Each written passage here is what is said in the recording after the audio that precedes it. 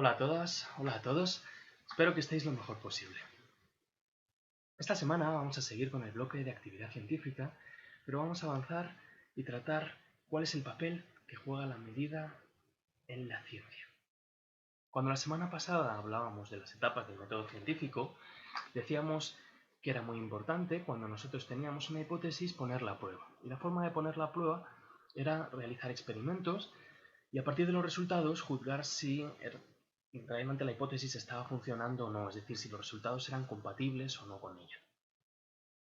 Los resultados de un experimento, si queremos ser precisos, normalmente van a ser medidas. Así que vamos a ver qué es esto de medir. Bueno, antes de entrar en materia, me gustaría traeros 4 artículos que he recopilado que tienen algo en común. Todos son bastante recientes, del año pasado, y de distintos medios. En el primero nos contaban cómo un asteroide del tamaño de un campo de fútbol se acercó a la Tierra con algunas probabilidades de colisionar con ella. En el segundo nos cuentan que para fabricar algunos aceites esenciales es necesario explotar el equivalente a 100 campos de fútbol de terreno. En este otro nos contaban cómo un avión del tamaño de un campo de fútbol consiguió realizar su primer vuelo. Y en el cuarto, un poco menos alegre, nos dicen que cada minuto se destruye selva tropical equivalente a 5 campos de fútbol de extensión. ¿Qué tienen en común estos 4 artículos? Bueno, no hace falta ser muy rápido para darse cuenta, ¿no? Pero vamos a explicárselo al perezoso. Los 4 tienen en común que comparan el tamaño de algo con la superficie de un campo de fútbol. En el primer caso era un asteroide, en el segundo un terreno, en el tercero un avión y en el cuarto una extensión también, pero de selva tropical. Eso es medir. Medir es comparar una propiedad, en este caso la extensión de algo, con una referencia que llamamos unidad, en este caso un campo de fútbol, expresando cuántas veces más grande es. Cuando decimos que se destruye una superficie de selva equivalente a 5 campos de fútbol, estamos comparando el tamaño del terreno de selva que se destruye con el tamaño de un campo de fútbol y estableciendo que es 5 veces más grande.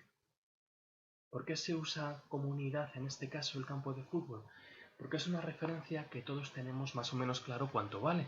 Y entonces, gracias a estas comparaciones, nos resulta muy fácil hacernos a la idea de si es grande o no. Para medir normalmente, sin embargo, no usamos campos de fútbol. Una de las primeras soluciones que encontró la humanidad, y que todavía podemos hacer un poco para andar por casa, es usar nuestro propio cuerpo para medir longitudes. Por ejemplo, si queremos saber cuánto mide una alfombra, lo que podemos hacer es ir colocando el pie una vez tras de otra hasta que hayamos recorrido la alfombra completa. Y entonces en este caso concluiríamos que la alfombra tiene una longitud de 4 pies y pico. Bueno, no hace falta ser muy rápido para darse cuenta de que este procedimiento no es muy exacto. Primer problema. No va a ser lo mismo si yo lo mido utilizando mis pies que si lo mide Pau Gasol utilizando los suyos. Segundo problema. Ni siquiera mis pies miden siempre lo mismo, porque sabéis que en verano los zapatos nos aprietan más, y eso es señal de que nuestros pies se han dilatado. O sea que no va a ser el mismo resultado si yo lo hago en invierno que en verano, aunque esté utilizando mis mismos pies. ¿Cómo podemos evitar esto? Bueno, pues tendremos que definir las unidades de forma muy precisa, de forma que sean constantes y universales, es decir, que valgan lo mismo para mí que para vosotros. Además, si queremos ser exactos, tendremos que usar un instrumento de medida. Por ejemplo, un instrumento de medida que todos tenemos por casa es una regla. Otro ejemplo podría ser una báscula. En el caso de la regla, la unidad que se utiliza normalmente es el centímetro, aunque luego tiene subdivisiones que marcan las décimas de centímetro, es decir, los milímetros. Luego entramos un poquito con esto de los múltiplos y submúltiplos. Bueno, ¿cómo utilizamos la regla? Pues la colocamos encima del objeto a medir, asegurándonos de que el cero esté en el comienzo y después buscamos hasta dónde llega. En este caso, a medida de la moneda sería 2 centímetros y 3 milímetros. Pero no hay que escribir tanto. A los científicos, como a los perezosos, nos gusta ahorrar energía. Así que lo que hacemos para no tener que gastar tanta tinta es escribir simplemente 2,3 cm, y ya sabéis que cm aquí significa centímetros. Todas aquellas propiedades que nosotros podamos medir de esta forma las vamos a llamar magnitudes. Es decir, una magnitud es cualquier propiedad que puede medirse como acabamos de hacer. Algunos ejemplos de magnitudes serían la longitud de una alfombra, que acabamos de ver, el peso de un calabacín y la capacidad de una botella, es decir, cuánto líquido cabe dentro. Todas pueden medirse. En cambio, la belleza de un paisaje o el talento de un actor no son magnitudes porque no podrían medirse de esta forma.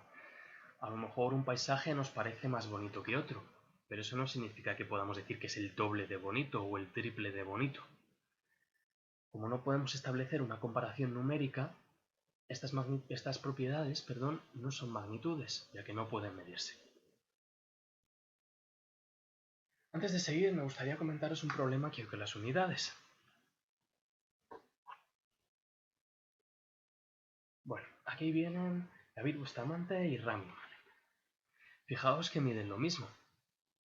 Si les preguntáramos a cada uno cuánto miden, nos responderían probablemente algo como esto. David Bustamante nos respondería que 1,75, mientras que Rami diría que 5,9. Si miden lo mismo, ¿cómo pueden ser las medidas tan diferentes? Bueno, no es que nos estén vacilando, es que están usando unidades diferentes. Mientras que en España la unidad de medida de longitud por excelencia es el metro, en Estados Unidos se utilizan las pulgadas y los pies. Cuando David nos dice que mide 1,75, en realidad nos está diciendo que mide 1,75 metros.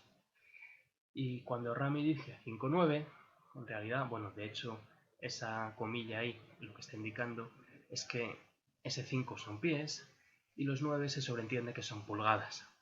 1,75 metros es lo mismo que 5 pies y 9 pulgadas. Pero si no nos da las unidades, no está tan claro. Es muy importante por eso que siempre queden muy claras cuando demos una medida las unidades en las que está realizada. Muchas veces en la vida cotidiana decimos ¿cuánto mido? Pues 1,75 o peso 70. Y ahí estamos omitiendo las unidades porque se sobreentienden, porque todos usamos las mismas. Pero claro, a nivel internacional esto puede ser un problema y de hecho por esto se han estrellado cohetes. Así que cuidado. En Estados Unidos se utiliza otro sistema de unidades diferente al que se utiliza en España. Quien dice España en realidad dice medio mundo, más de medio mundo, porque aquí los Estados Unidos son la excepción más que la regla. Por ejemplo, para medir longitud hemos dicho que en España se utiliza el metro y su familia, es decir, las unidades relacionadas con él, centímetro, kilómetro, por ejemplo. En Estados Unidos, en cambio, se utiliza la pulgada del pie y para medidas más grandes la milla. Para medir la masa, en España utilizamos el kilogramo, que normalmente abreviamos como kilo, y luego sus unidades relacionadas, como el gramo, el miligramo. En Estados Unidos, en cambio, utilizan la libra, la onza. Por último, cuando hablamos de temperatura, aunque tengo que decir aquí que la temperatura se mide de forma un poco diferente en estas escalas a como lo hemos hecho con la regla y la moneda, pero bueno, sigue siendo una magnitud de todas formas. Cuando hablamos de temperatura, en España se va a utilizar por defecto el grado Celsius, ¿vale? Que normalmente llamamos también centígrado, aunque hay una pequeña diferencia desde el punto de vista científico. Y en Estados Unidos, en cambio, se utilizan los grados Fahrenheit. Por eso a veces estamos viendo una serie o una película estadounidense y cuando dan las temperaturas no nos cuadran. Por ejemplo, si el doblaje es malo o aparecen las temperaturas escritas, nos puede sorprender en una película estadounidense algo del estilo hace un día estupendo, 80 grados. Claro, esos grados son Fahrenheit. Al cambio equivalen a unos 26 grados Celsius, o sea que sí, no es una temperatura infernal. Bueno, esto evidentemente supone un problema, porque cuando tenemos que poner en común datos entre países diferentes, las unidades pueden ser diferentes. ¿Qué se ha hecho ante esto? Crear un sistema internacional de unidades. Este es el conjunto de unidades de medida que vamos a utilizar los científicos independientemente de si estamos en Estados Unidos o en España. Si nosotros hacemos experimentos, Los resultados los anotaremos usando las unidades de este sistema internacional, abreviado SI. El sistema internacional se utiliza, por tanto, en todo el mundo y distingue dos tipos de magnitudes diferentes. Las magnitudes fundamentales se han elegido como referencia. Podrían haberse elegido otras, ¿vale? Lo que pasa es que en su momento se consideró que estas eran más fáciles de medir. Ahora vemos cuáles son. Por otro lado, las magnitudes derivadas se miden utilizando combinaciones de las unidades con las que se miden las magnitudes fundamentales. Por eso lo de derivadas se puede decir que de alguna forma derivan de las fundamentales. Aunque insisto, esto es por elección, es una convención, ¿vale? No es que unas magnitudes sean más fundamentales que otras. ¿Cuáles son las 7 magnitudes fundamentales? Pues son estas de aquí. La longitud, claro que no necesita explicación. La masa, que es una medida de cuánto se atraen gravitatoriamente las cosas. El tiempo, la temperatura, la intensidad de corriente, esto está relacionado con los circuitos eléctricos. Y luego os he puesto en un tono más grisáceo la cantidad de materia y la intensidad luminosa, que si bien son magnitudes fundamentales, nosotros no vamos a hablar mucho de ello. Cada magnitud fundamental tiene en el sistema internacional una unidad básica. ¿Vale? Aquí os he puesto el nombre y también los símbolos de estas unidades. Por ejemplo, la de la longitud es el metro. Esto a nosotros nos viene genial porque es la que estamos acostumbrados a utilizar. La de masa, el kilogramo. Tiempo se mide en segundos. La temperatura, esta sí que no nos va a sonar de nada, se mide en Kelvin. Y la intensidad de corriente se mide en amperios. Sobre los símbolos, normalmente se abrevian con minúscula, salvo que el nombre de la unidad venga de un nombre propio. Por ejemplo, Kelvin viene de un científico inglés, Lord Kelvin, y por tanto, cuando se abrevia la unidad, se utiliza K mayúscula. ¿Vale? Con amperio sucede lo mismo, viene del nombre de un científico francés, por eso se abrevia con una A mayúscula. Estas serían las 7 magnitudes fundamentales, no hay más. A partir de sus 7 unidades podemos derivar todas las demás del sistema internacional. Eso sí, para eso es importantísimo que estas 7 unidades estén muy bien definidas. ¿Vale? Y los científicos se han preocupado de que así sea.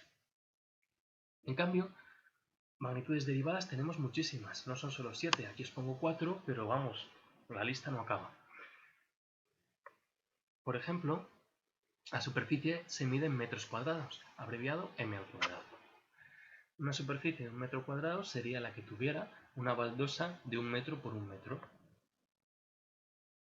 Para el volumen utilizamos el metro cúbico, o m al cubo.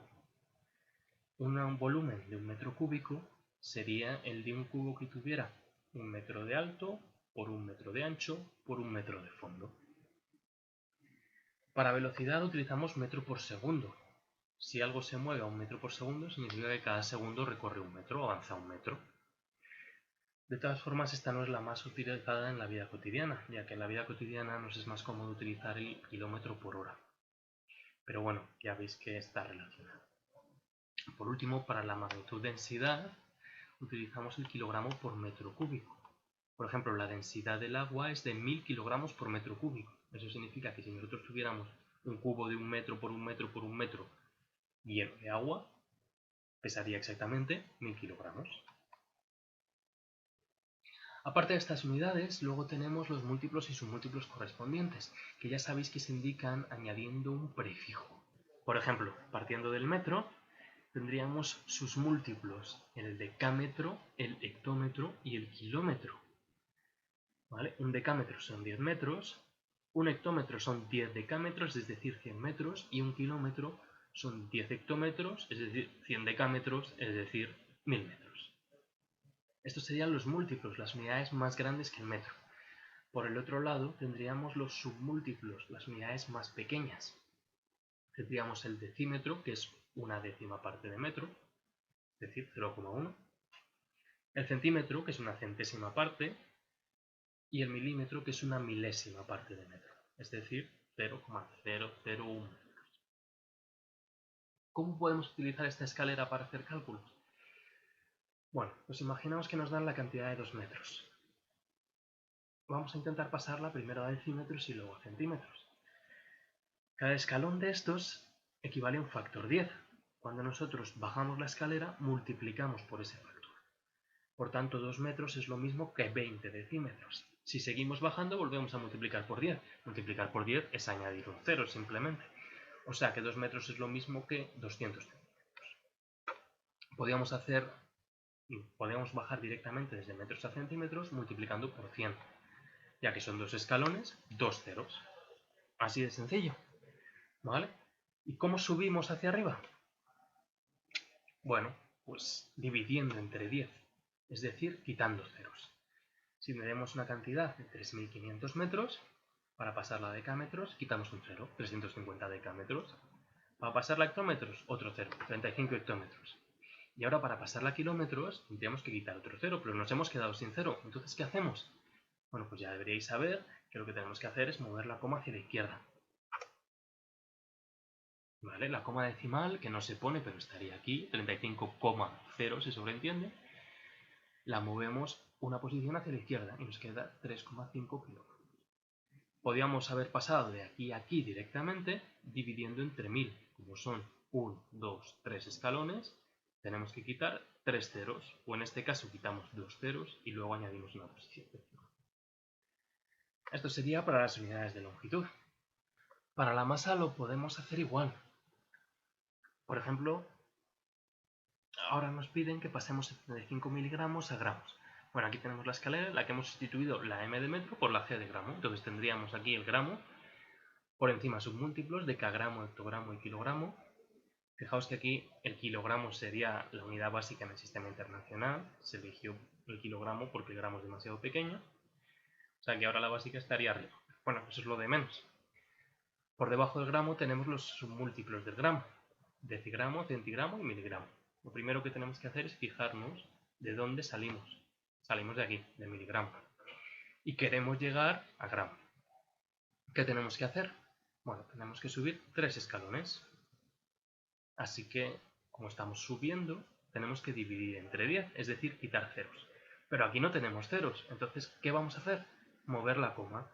Aquí en 75 miligramos no se pone, pero aquí esto sería 75,0. Así que la coma estaría detrás del 5. Hay que moverla 3 posiciones hacia la izquierda. Si os parece, vamos escalón por escalón para que sea más fácil. 75 miligramos, subimos un escalón, es decir, movemos la coma hacia la izquierda, 7,5 centigramos. Movemos la coma una posición más. ¿Y qué pasa? La coma no se puede quedar sola adelante, así que añadimos un 0. 0,75 decigramos. Todavía tenemos que subir un escalón más, así que como ya nos hemos quedado sin cifras, añadimos otro 0. 75 miligramos es lo mismo que 0,075 gramos. Por supuesto, podríamos haberlo hecho dividiendo directamente entre 1000. Vamos con otro ejemplo. Vamos a pasar 0,5 kilogramos a decagramos. Primero nos fijamos de dónde salimos y después a dónde queremos llegar. ¿Qué tenemos que hacer? Bajar 2 escalones. Por cada escalón moveremos la coma hacia la derecha, porque ahora estamos multiplicando por 10. O sea que la coma que está aquí la vamos a mover primero detrás del 5 y luego hay que seguir moviéndola, o sea que ahora ya sí añadimos un 0. Nos quedaría primero 5 hectogramos, después 50 decagramos. No hace falta ir escalón por escalón, ¿vale? Pero si os ayuda a verlo más fácil, hacedlo de esta forma. Si no, directamente veis, bueno, 2 escalones, 2 ceros, o mover la coma 2 posiciones, una posición, 2 posiciones. ¿De acuerdo? Bueno, pues ya va siendo hora de practicar. ¿Qué pasa? ¿Que os da pereza? Ya me imagino, pero es que si no, no se nos va a quedar. Así que parad el vídeo y vamos a hacer estos cambios de unidades. La altura de la Torre Eiffel la vamos a pasar de centímetros a metros. La longitud de una ruta desde La Coruña a Cartagena la pasamos de kilómetros a decámetros. La masa de un lingote de oro, 12.400 gramos a kilogramos. La longitud de una maratón de kilómetros a metros. Y la masa de una moneda de 1 euro de kilogramos a gramos. Venga, ánimo. Las soluciones las tenéis en la descripción del vídeo o bien en el PDF. ¿Qué tal ha ido? ¿Os han salido bien? Ya sabéis que si tenéis cualquier duda, no tenéis más que escribirme. Avanzamos. Vamos ahora con las unidades de tiempo. Estas son un poquito peculiares, porque en la vida cotidiana no utilizamos el hectosegundo o el kilosegundo, sino minutos y horas. Ya sabéis que estos escalones van de 60 en 60. Una hora tiene 60 minutos y un minuto tiene 60 segundos. Así que podemos seguir usando la escalera siempre que tengamos la precaución de multiplicar y dividir por 60 en vez de por 10. Por ejemplo, un día tiene 24 horas. Para pasarlo a segundos tenemos que bajar 2 escalones, o sea, multiplicar 2 veces por 60. Esto es lo mismo que multiplicar una vez por 3600, si queréis hacerlo más rápido. Si lo que queremos es subir la escalera, es decir, pasar de segundos a una unidad mayor, tendremos que dividir entre 60. Por ejemplo, 5400 segundos, dividiendo entre 60, es lo mismo que 90 minutos. Y volviendo a dividir entre 60, nos da 1,5 horas. O sea, 1 hora y media. Por supuesto, podíamos haberlo hecho en un solo paso, dividiendo entre 3600, que es el número de segundos que hay en una hora. Ya veis que la cosa se complica. Vamos ahora con algo todavía peor, las unidades de volumen. Hemos dicho que en el sistema internacional el volumen se mide en metros cúbicos, pero esta no es la unidad que utilizamos en la vida cotidiana. En la vida cotidiana la que usamos es sobre todo el litro. El litro normalmente se abrevia como L minúscula. Lo que pasa es que cuando se escribe a ordenador, como la L minúscula se puede confundir con una I mayúscula, se puede usar también la L mayúscula, ¿vale? Que es la que voy a usar en esta presentación. Bueno, ¿cuál es la equivalencia entre los dos sistemas? Un litro es un decímetro cúbico, ¿vale? O sea que un litro es la capacidad que tendría una caja que tuviera un decímetro de alto, un decímetro de ancho y un decímetro de fondo. Para acordarnos podemos pensar en un brick de leche. Un brick de leche de un litro mide más o menos un decímetro, es decir, 10 centímetros. Más o menos, ¿vale? Lo que desde luego no mide es un centímetro, y mucho menos un metro. Así que esto nos puede servir como regla mnemotécnica. Para pasar de la familia del litro a la familia del metro cúbico tenemos que usar este puente que está aquí señalado. Es decir, si nos dan una medida en mililitros, tendremos que pasarla a litros y luego ya sabemos que un litro es lo mismo que un decímetro cúbico. ¿Vale? Aquí, para pasar de mililitros a litros, yo he omitido la escalera, pero podéis dibujarosla si queréis. Hay que subir 3 escalones, o sea, quitar 3 ceros, dividir entre 1000, y por tanto queda 0,5. Y aquí lo único que he hecho es cambiar la unidad, porque son equivalentes. Hablando de escaleras, esta sería la escalera de las unidades de volumen, en la que he puesto tanto la familia del metro cúbico como la familia del litro. Fijaros que los escalones no coinciden. Por ejemplo, la unidad que está por debajo del decímetro cúbico sería el centímetro cúbico. La unidad que está por debajo del litro es el decilitro. Pero resulta que un decilitro no es lo mismo que un centímetro cúbico, sino que un centímetro cúbico equivale a un mililitro. ¡Qué desastre!, ¿no? O sea que para bajar por la escalera del litro tenemos que bajar, como siempre, de 10 en 10, pero para bajar por la escalera del metro cúbico tenemos que multiplicar por 1000. Y lo mismo para subir, lo que pasa es que dividiendo. Al subir por la escalera del litro vamos dividiendo entre 10 en cada escalón, mientras que al subir por la escalera el metro cúbico tenemos que dividir entre 1000, porque un metro cúbico es lo mismo que un kilolitro. ¿Y esto por qué es? Qué cosa más rara, ¿no? Bueno, pues tiene su sentido. Imaginaos que tenemos un cubo de 1 metro cúbico, valga la redundancia, es decir, una caja de 1 metro por 1 metro por 1 metro. Y ahora queremos llenarla con cajitas que tengan un decímetro de lado. Como en cada metro caben 10 decímetros, eso significa que podemos hacer 10 pisos. Cada piso después lo podemos separar en 10 filas. Y cada fila va a contener 10 de estas cajitas. Al final, ¿cuántas tenemos? Pues 10 por 10 por 10, 1000. O sea que en un metro cúbico hay 1000 decímetros cúbicos. Vale, sí. Ya está bien por esta semana, pero tendréis que practicar esto, ¿no? Así que unas cuantas actividades más. Unos cambios de unidades, de tiempo y de volumen. Pasar de minutos a segundos, de minutos a horas, de segundos a horas, de decímetros cúbicos a litros. Está fácil. de mililitros a decímetros cúbicos. Esta es un poquito más difícil, pero muy parecida a la que he hecho yo antes. Y luego de litros a metros cúbicos. Esta ya sí que tiene un grado de dificultad mayor que las anteriores. Así que ánimo con ellas. Las soluciones, pues como antes, en la descripción del vídeo o en el PDF. Venga, suerte.